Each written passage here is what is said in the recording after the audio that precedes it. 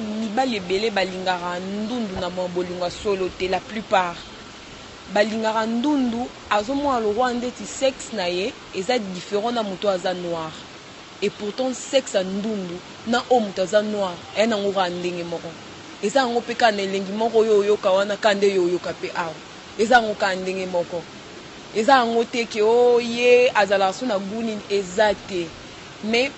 bato ebele surtout nga moko naza victime nango ebele basaprocha amoni oza po pi aza ndundu na mekano ezaka couleur nini yo. Mais mibali ebele balingaka vraiment ndundu na bolingo solo te au début. Bonjour, nga kombo na nga Yasmine Isiaka, née dans une famille polygame. Mais ndenge papa ambiso aboti biso bandundu boye tobota ba misato. Moko ya mobali akufa natikala nga na ndeko na nga mwasi. Et na famille wana na botamaki nazaki na loposo ya ndundu parce que naza ndundu naza mondele te. Et na kozala ndundu na nga na bandaki omona étrange lokwa ndeti naza lokwa ndeti mutu nyonso te. Parce que bandeko na nga na banzela babandeki kotala nga so nazotambola muno azotala ngai. Non, et non bandeki mimona étrange parce que batu nyonso bambando otala nga ndenge mosusu. So mutu azotala nga mutu mosusu azotala nga aza salite ndundu parce que bambando misuku toloba soko lali na ndundu la kiete akobimelo na butu bakamarade nango mo tonto miso azokima pe nga kosaka na ndundu te mama biso apekisa ngai bandundu bazalaka bandoki bandundu bazalaka boye. Et quand je grandissais bando sanga passe et je même eu à risquer ma vie pour musu nazokende classe ezalaki na mama moko boye abandeki kolanda ngai.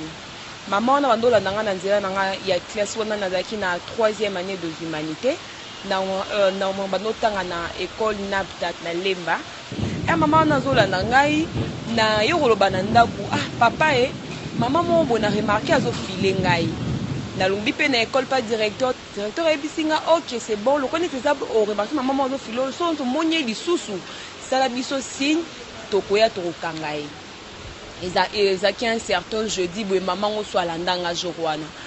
tellement que nakomaki vigilante maman na bandolanda nga naki na lobi na école ale bazui maman na babimi balandeli bazui bakangi maman na bamemi na la police bamemi na maman na la police batuni maman yo ozolandela mwana nini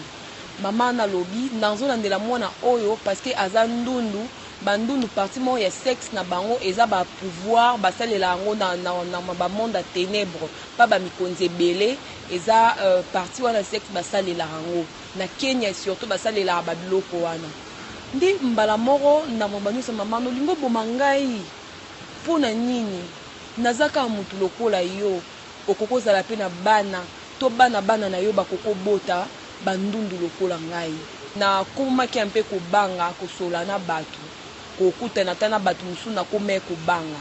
Mais na force nazale nango na koli na ndenge na moni batu musu bazwe vers ngai et puis na se sentir à l'aise lelo nazana na complexe pour na nga te na milingara makasi batu babenganga ko na fier makasi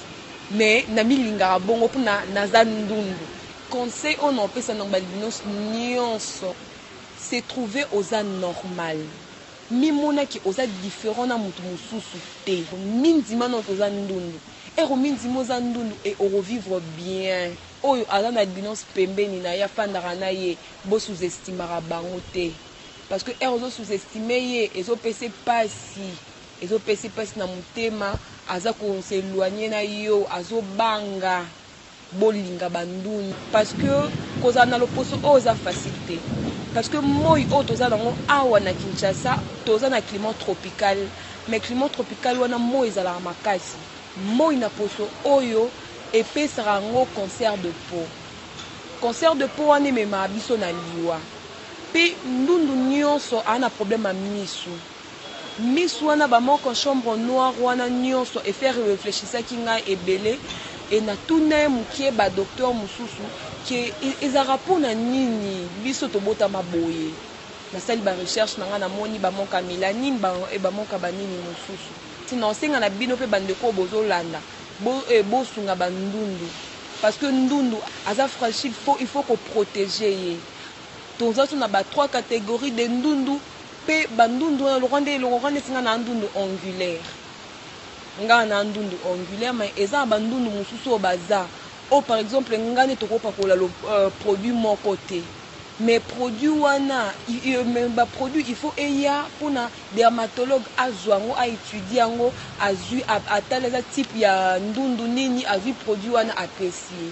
nyonso wana biso moto kokosala yango te mibali ebele balingaka ndundu na bolingo solo te la plupart